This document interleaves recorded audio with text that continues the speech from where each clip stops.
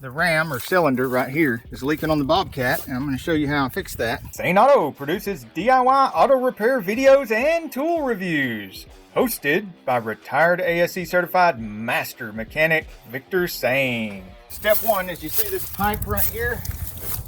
It goes down the right hand side, and in here there's the two hoses.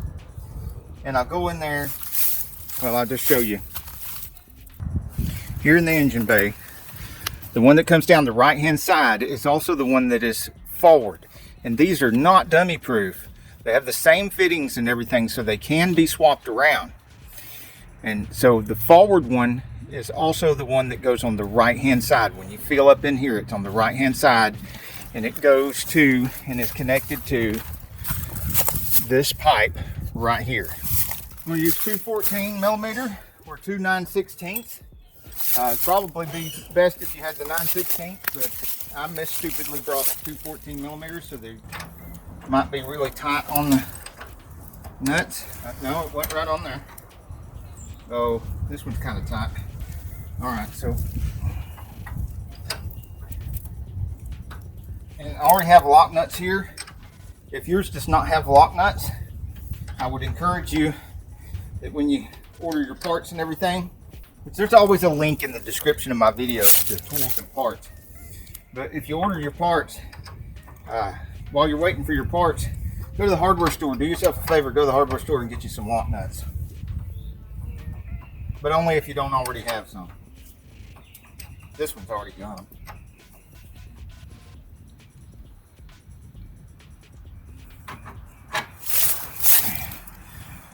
Put the nut back on there enough to where it don't get lost. Sit right there in the tire tread.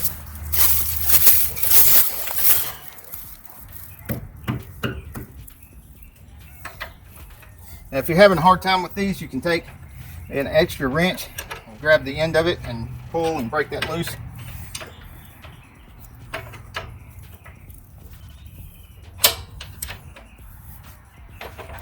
Probably should have brought my Ryobi and my swivel sockets, and I would have made real short work of this. But I didn't. I didn't bring them. So I'm a wrenching. There we go. Now, these pins got to be pushed back, but you don't want to push them too far back. If you push them too far back, they're going to come out. Oh, I forgot to show you something. On the other side here, I dug a little hole to get to some solid earth and put a brick in the hole for a nice flat surface, hard surface, and put a bottle jack here. And I'm holding this up with a bottle jack, but I'm not relying on only that. I've also got an old oil canister here, oil filter, to block this from coming down. And probably should have something a little more solid than that. And I still wouldn't put your fingers or hands in there, any of the chopping points. I'm not saying that's a safe way to do it. As a matter of fact, I don't recommend you do anything that I do. I don't recommend you do anything I even talk about in these videos. I'm sure there's a safer way to do it. I mean, if I'd have had some wood, could have stacked the wood wide, nice wide pieces of wood, stacked them up and set it on that. You've been a lot less likely to tip over the bottle jack like that. You know, if I go to prying on anything, it just go right on over. Woohoo! About lost a finger there. Oh no! Woo! Good and greasy.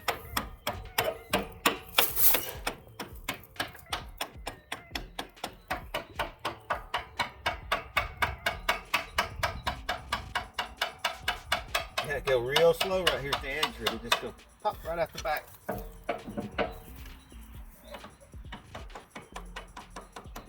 There. Yeah. Now I can take the hoses loose and then I can pull it out of there. Then we'll go in the shop and rebuild the thing. Okay, there's a lot of stuff in the way here, so I may not be able to use my regular wrenches as much as I'd like.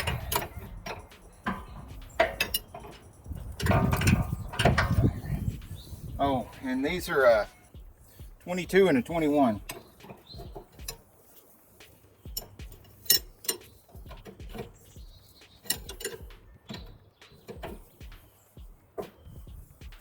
Well, that wasn't so bad.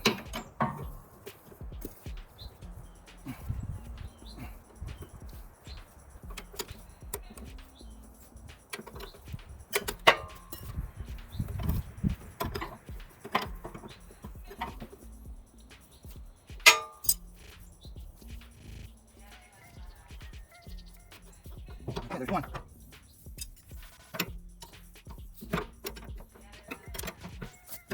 Okay, I have the added advantage that I had the other side apart already. So if you haven't had anything apart yet, you're just now taking the first line loose.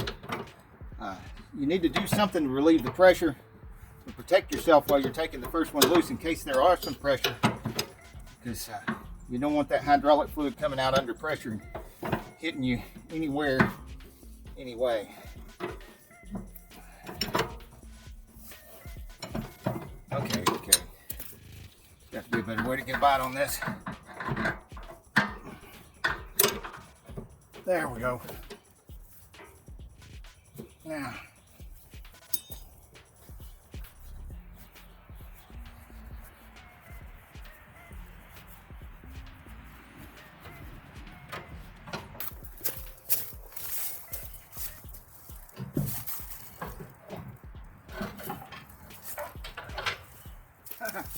there we go. We're ready to go in the shop, take this apart, and rebuild it. Okay, there's something really important I got to show you, because it looks to me like where I was trying to feel up in there, and we were talking about this pipe right here, and I was filling up in there, and it's on the right hand side, and then it goes to the front. I was wrong. I was wrong because I'm reaching up there and I'm feeling this hose and I'm thinking this goes over to the right. In the engine bay, in the dark hole, they cross over, swap around. So it's not the one in the front that goes to the right and down the pipe. It's actually the one in the back that comes up, swaps over, and then goes over to the right. So I just couldn't see this part in there, and when I was reaching up, feeling of it from the bottom, it felt like this one went over to the right. Okay, it's still a little dark over here at this workbench and where my vise is. I don't know if you saw my shop update, but I've been putting in a lot more of these lights, and I've changed all the lights to LED. These I don't have turned on yet, but I've got lights all down that part of the shop too. Before I proceed off camera, I'm going to go ahead and put another light up here, because I've been buying lately these LEDs, 5500 lumens, and these are putting out as much light with 2 strips of LEDs as those do with 4 strips of LED bulbs. That I had to buy the LED bulbs, and the LED bulbs to go in those fixtures cost as much or more than this whole light fixture. These also have a few more advantages over the light fixtures that I converted to LED. Most of which, the light fixtures I converted to LED, when I put the receptacle boxes up there to plug them in, then I had to put cords on them with ends so that I could plug into the receptacles. Now I could have hardwired them, but I wanted to be able to have receptacles that I could also plug extension cords and stuff into, and so I did. But these come with the cord already on them and the plug already on them, and if you don't want to unplug it to turn it off and on, it has a chain right here with an on-off switch, which my big fixtures don't have that. They don't have on-off switch. I turn them on and off at the wall and put them in series, and then they're all on or they're all off. These I can turn on and off individually. These are also light enough I can hold it up there with one hand and install it by myself. I don't have to have somebody hold that up there while I screw it into place, because it's not being heavy. And then it has a receptacle on the end here so that you can put another light and plug the cord into the light, and then just have one light after another, after another, after another, and just back and forth all over the shop. Or you could plug something into it. Now, I wouldn't plug your drill press or anything like that into this. I'm thinking this is going to be a really low amperage, low wattage, because you don't want to pull a bunch of amps through the light to some other appliance. But for plugging another light in, I think it's fine.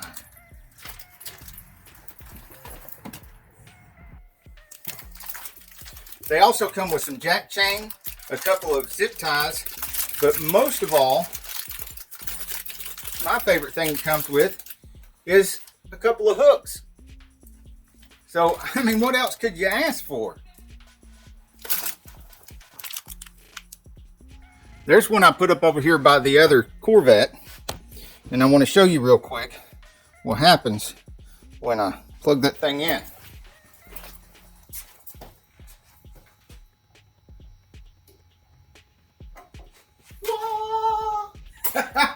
How do you like that? Just, oh God, don't look at it because it'll blind you. Ah, that's better. Now we have light. Now, this has got to come out just a little bit. I need room for the tool.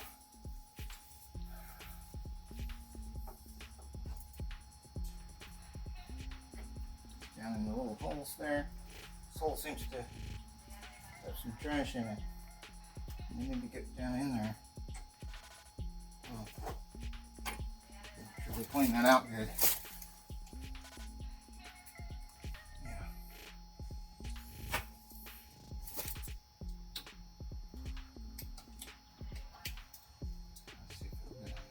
Ah, now we're going. Now we are cooking with Crisco.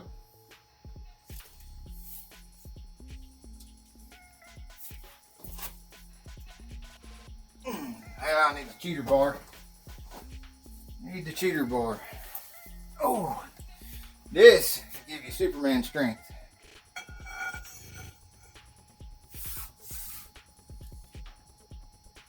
Uh-oh. Uh-oh. The tool seems to be giving a bit. Yeah, I think that's just going to ruin the tool.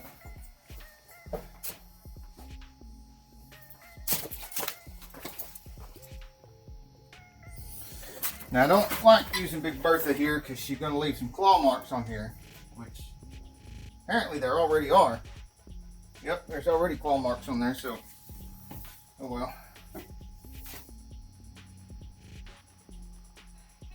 And it's kind of thin, so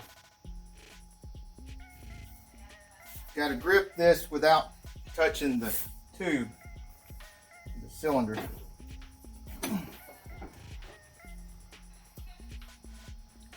Come on now, Bertha, get a grip. All right, here we go. Oh.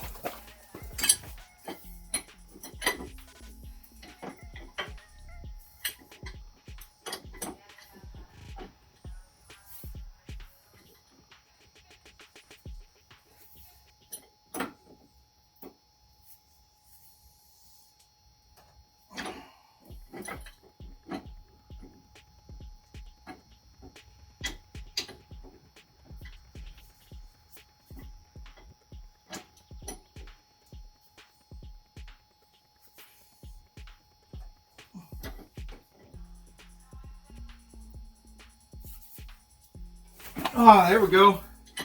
That did it. Now that she broke loose, I can use the fancy dancy tool without breaking the fancy dancy tool. There we go.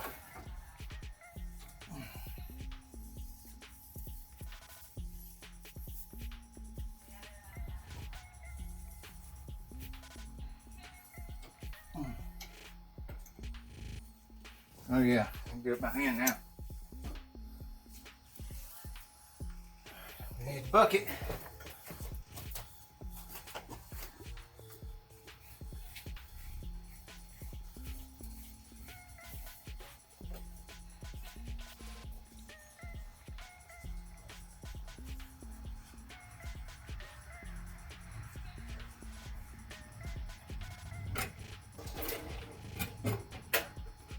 Here comes the mess.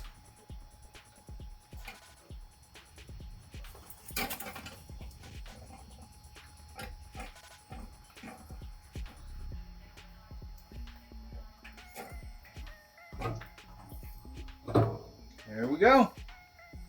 He's out of there. All right. Now we got to change the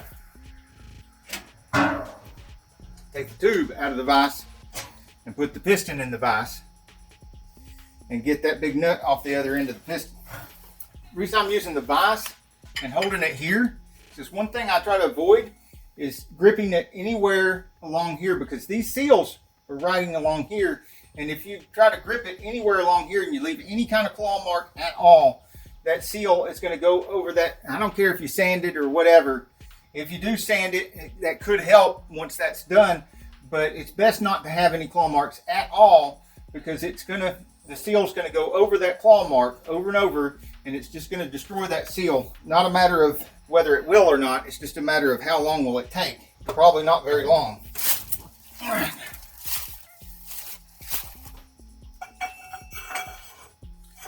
I'm not using the big Milwaukee fuel to try to take this nut loose, because all it does is twist a little bit here, and it absorbs all the hammer effect from any kind of impact gun. Is not going to help with this. It needs to be broke loose with a breaker bar first, just like that. And then you can get the air tool or cordless impact after it, whatever you want, or you can just spin it off of there. Now the kit I've got with all the new seals and everything comes with a new nut, but I like to reuse the old nut because the old nut is a lock nut. You see how it did resist all the way off? It's still got a lot of really good resistance in it. It's not going to vibrate off of there. We're out of there. See, lock nut. Let's save that. I like lock nuts. All right, we'll get this off of here. Off nicely. Now remember, this shelf right here faces towards the front. It's nice and flat on the back. We don't want to put it back on that way. Put it back on that way. All right, then we have the metal spacer. Set that on the back of the vise. Then we have the collar. It's got a bunch of seals in it. These are the ones that leak to the outside. Start losing your fluid. This is one that leaks on the inside, and the thing doesn't work right. Now, if there are any parts or tools in my videos that you can't find a link in the description to, let me know in the comments, and I will fix that and put a link there, or fix the link that doesn't work. See, there's the nut that is not a lock nut, so that's just useless to me. But the seals are good, even though they're made in China. The worst thing is a lot of that stuff coming from China is getting better, and that's scary, because we here in the USA need to start manufacturing things again. Well, manufacturing more things again, because we don't want to get outworked by anybody, whether it be the Chinese or anybody else. All right, see how brittle these are, and they don't flex enough to come right out of there. They just break up. All right, this lip right here, funny lip right here, goes up. That's going to be the blue one. Let me just dump them all out here so you can see. All right, see that blue one's the one that's going to go there, and then you'll see where the rest of them go here in a minute.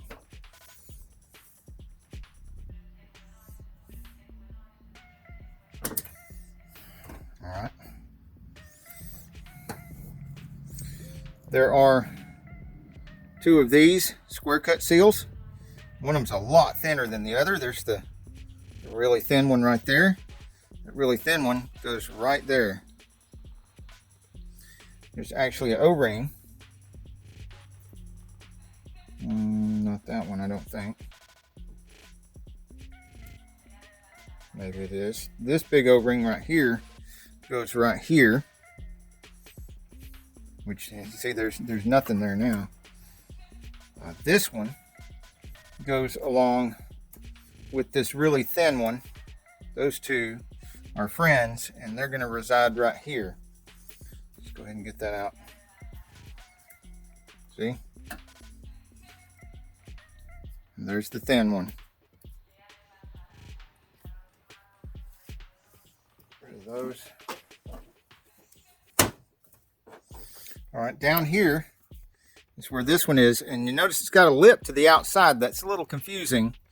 I guess it's so it can fit more than one model, or it can help push that out towards the center. But it also has a lip sticking out in the center, and the lip sticking out in the center is what's going to actually be doing all the work.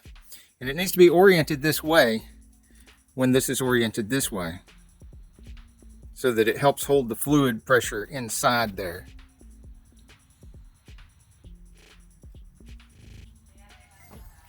Let's get the old one out of here first. If it breaks up into pieces, we'll need to dig all the pieces out. Wow, that one actually has a little bit of flexibility left in it. Check that out. And as we noticed before with this other one, lip down here and a lip inside here facing the table when this is facing the table. Now this is a little different. Look, this one's a lot skinnier. That's not good.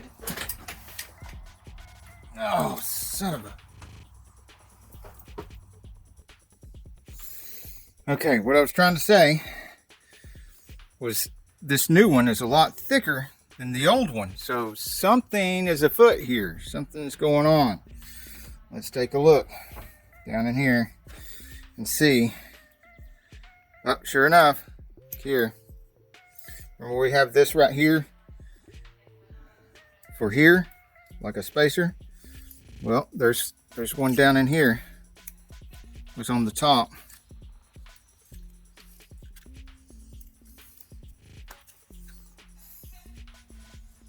So, oh, looks, it's angle cut. It's like somebody made that to make a spacer so they could make this seal work in there, take up the extra space. That's kind of clever. I mean, if you, yeah. And it worked for Lord knows how long that actually worked. Okay, well, we're putting it back factory now, the way it would be, but that was, it was pretty,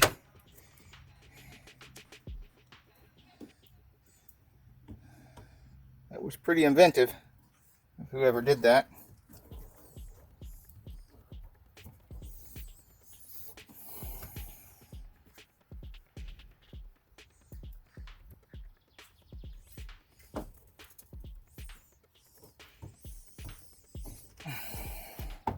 Oops.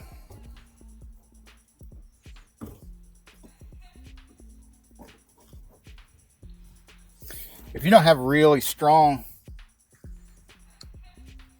fingers and experience with fighting with these kind of seals, there is a tool that I've been thinking about buying since my arthritis is getting worse.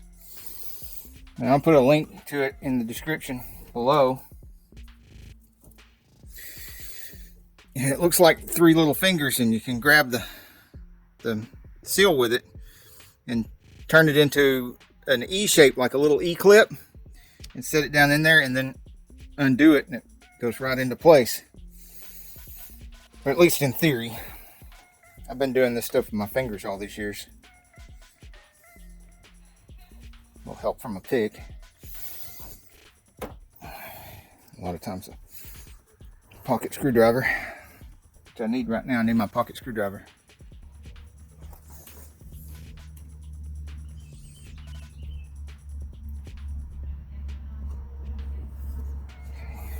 And take the back.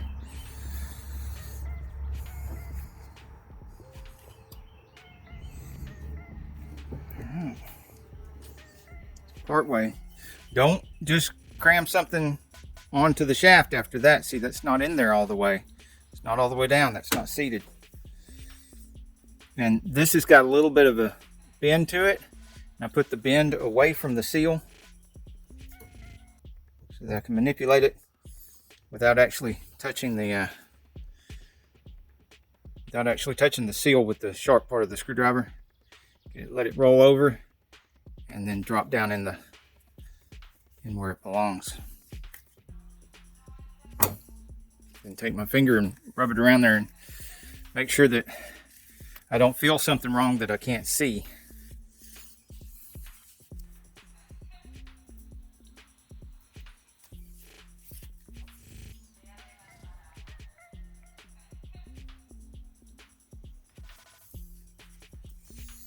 Wow.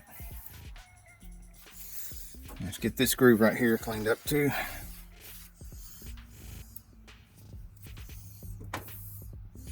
And then the little blue seal, pinch it, get it started.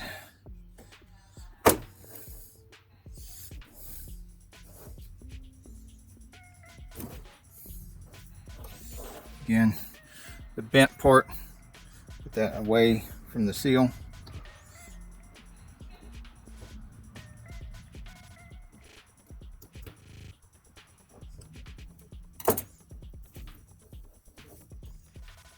So far so good. And we have the largest O-ring.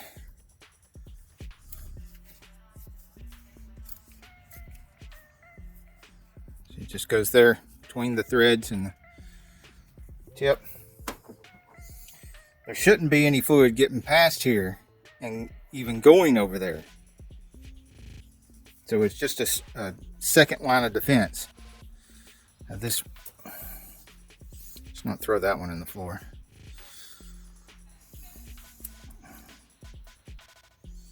All right.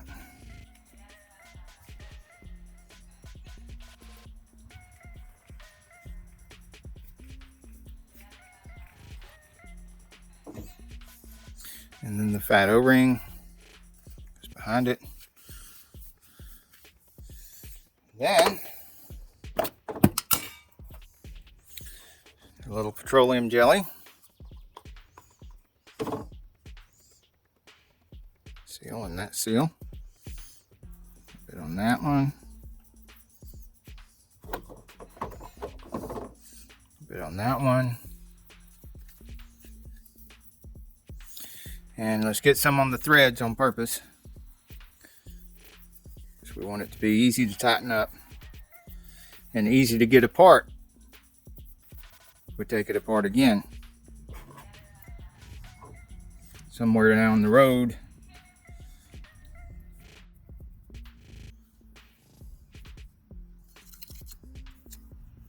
All right. We got one more.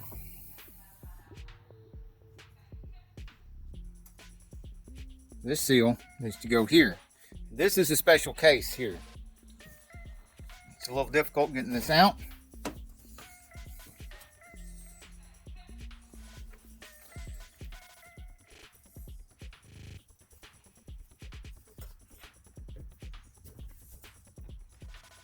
If you can, poke it and crack it and peel it out. That's good too.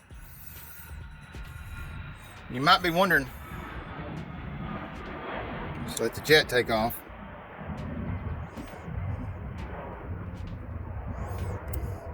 You might be wondering why we have this O-ring too, and that's because the O-ring goes in first, like so. So there'll be an O-ring buried down in here. Get out of there. Yeah, right there. The O-ring helps push out on that nylon ring.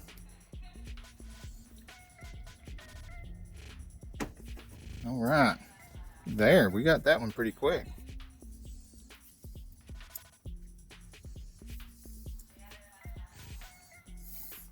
Okay, these little pistons are always pretty scratchy, so let's do something about that with some Scotch-Brite.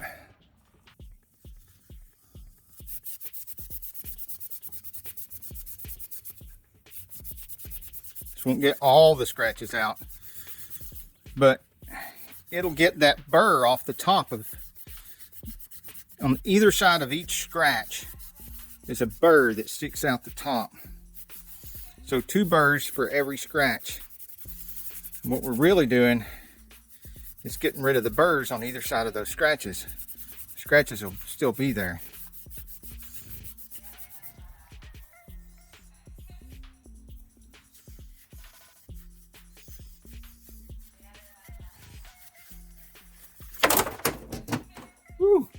About lost it. Get down in the groove there. That cleaned out good too. All right. Looks like we can get the O-ring down in there without any trash. Whoa, look at there. That's probably where I was trying to get the thing out. Make sure there's no burr on top of that. A little scratch there. See if we can get the Scotch-Brite down in there. Yeah, there we go. That's nice. Look at that.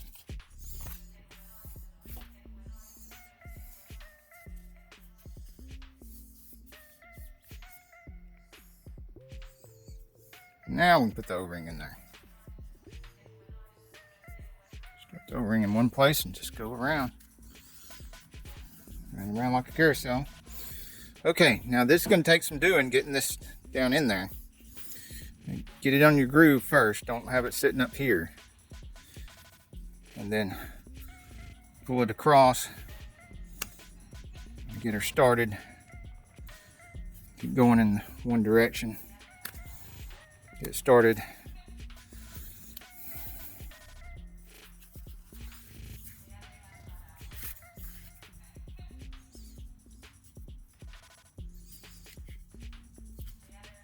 It's starting to try to roll over now, so I'm going to go to the other side and work the other side.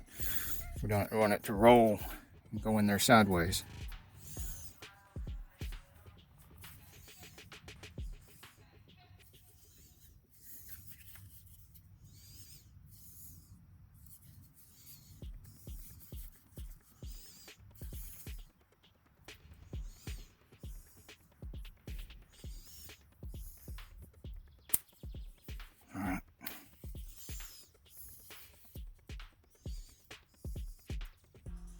Straighten up, get down in that groove straight.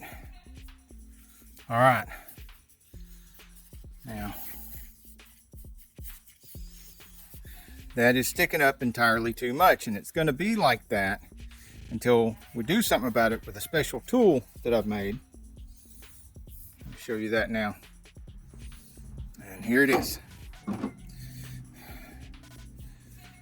right, you slip this over. Now I've got the clamp as loose as it'll go. Get it down in there where the nylon is underneath where the clamp is.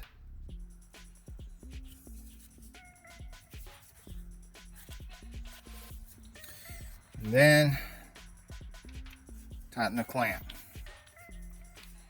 As tight as you can get. And then I set this out in the sun for 5 or 10 minutes. Go ahead and put what we can on here while it's baking in the sun. Of course, where the wrench touches this, it's got to go that way. This is the back end, threads and the seals and everything towards you. Just put that up on there.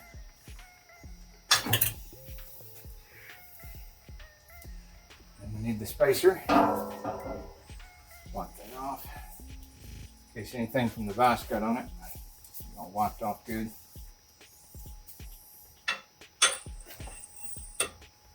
Goes towards the front that way. And then the lock nut behind it.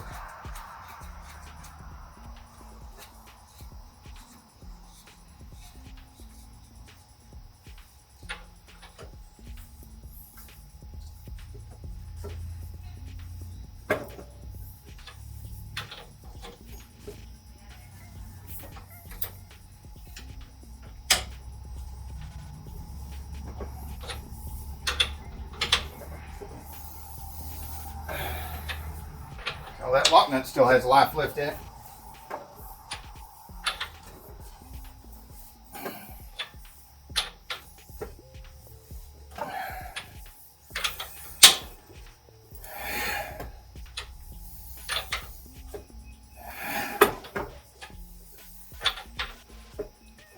Oh, there we go.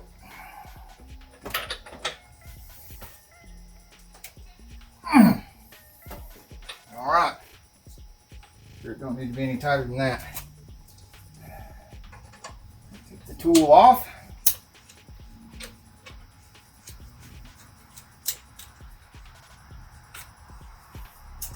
And as you can see, the seal is down in there really nice now.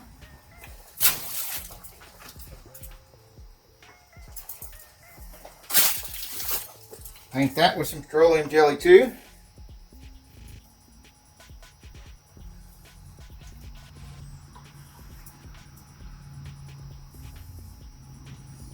Good enough. All right, and then we need a tube. The tube.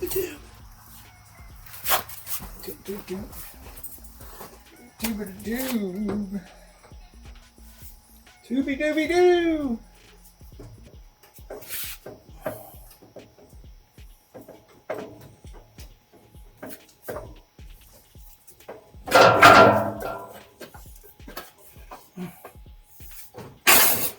Whoa! I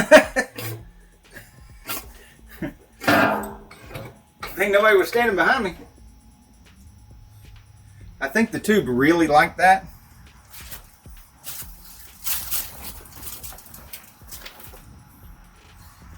Yeah, seemed to be very happy about it.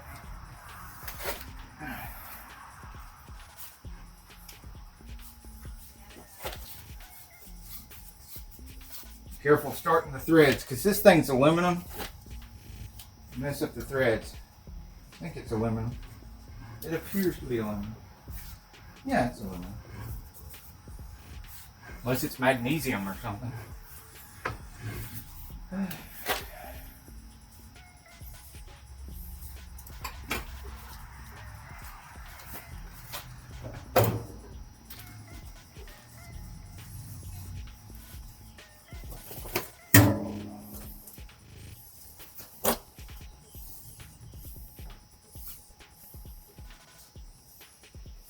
Alright, this is supposed to be on the bottom because it's got a grease fit in here and I want both grease fittings up, but I'm leaving it.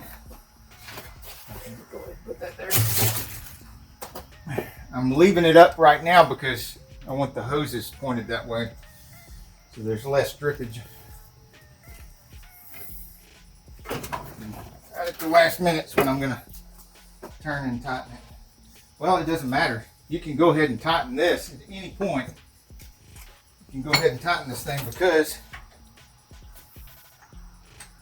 even with it completely tight, the tube will still spin on the piston.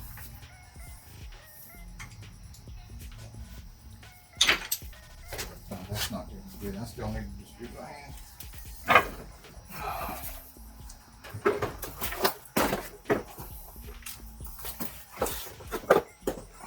Back here. You got one job. One job.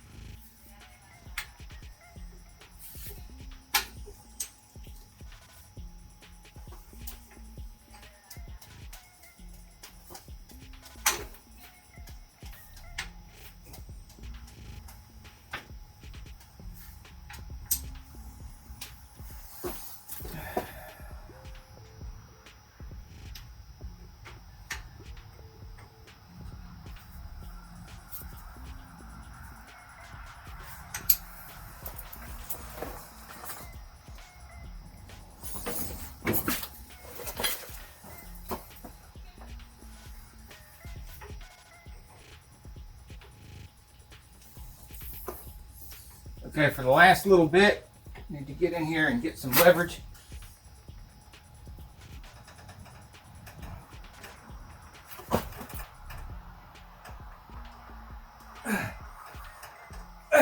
There we go. Ta-da!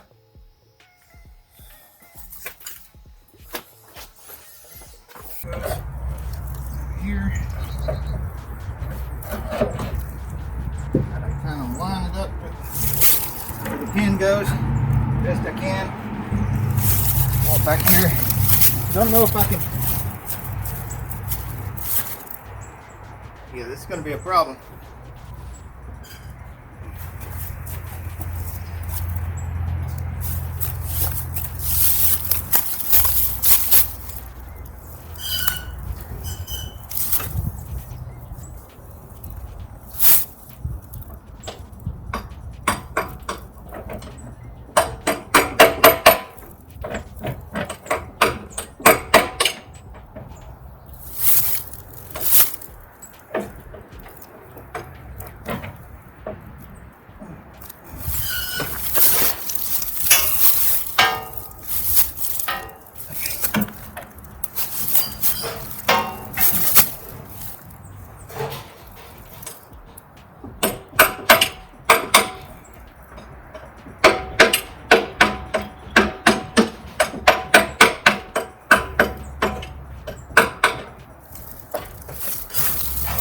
Okay, the other side I was able to do by myself because there's no door in the way.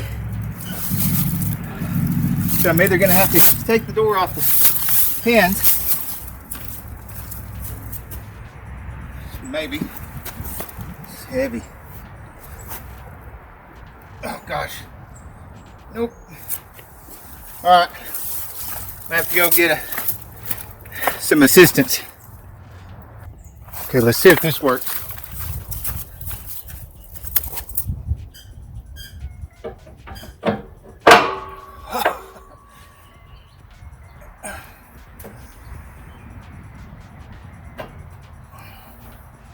Holy moly, it worked.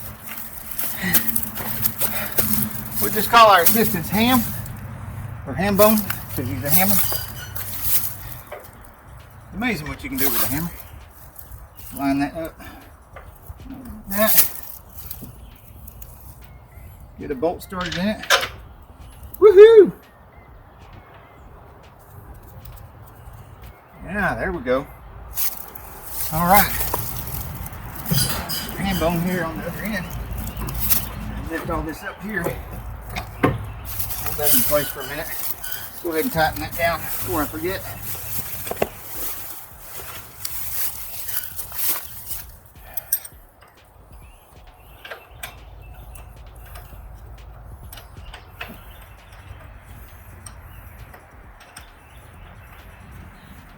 Lock nuts. If you don't have lock nuts there, go get some. There we go. Now, this needs to come back a little bit. You really shouldn't be putting your hands or fingers in there. Alright, make sure that the fitting, the grease fitting is up, and the grease fitting is up. Both grease fittings up.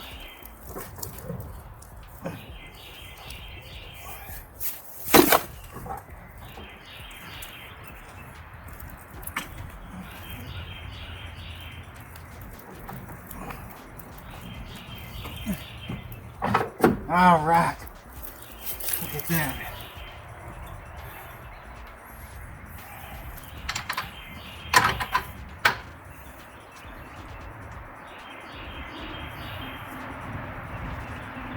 And I didn't use any anti-seize on the threads because they're so greasy already.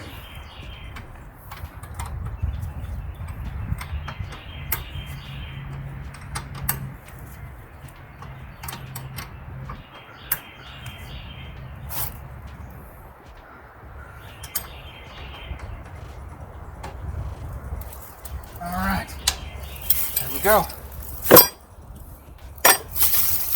Ta-da!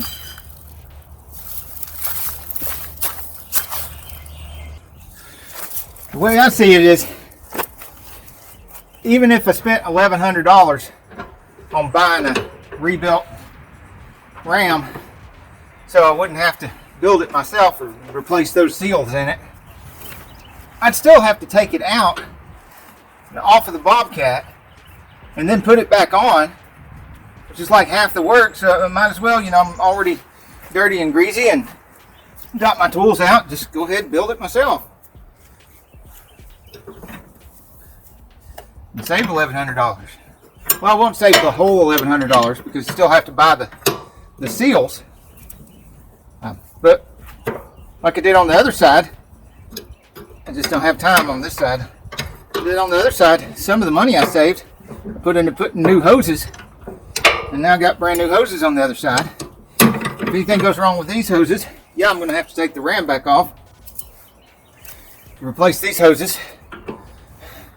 But right now, I'm running out of daylight, and I want to finish this video so I can edit it and put it up so y'all can see what's going on.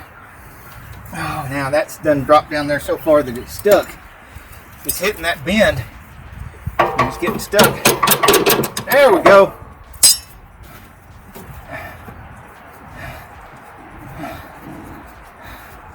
Now we're moving along like a freight train.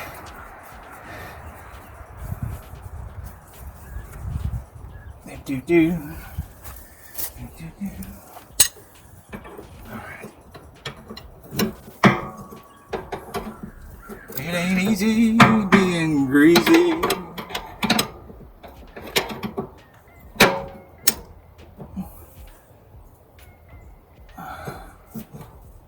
There we go.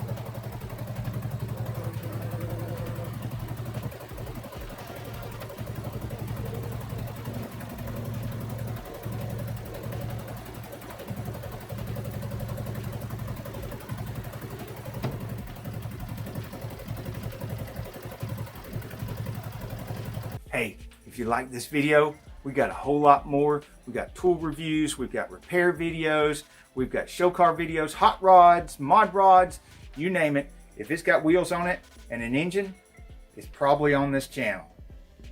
So subscribe, like, and binge watch Saneauto. Binge watch Saneauto.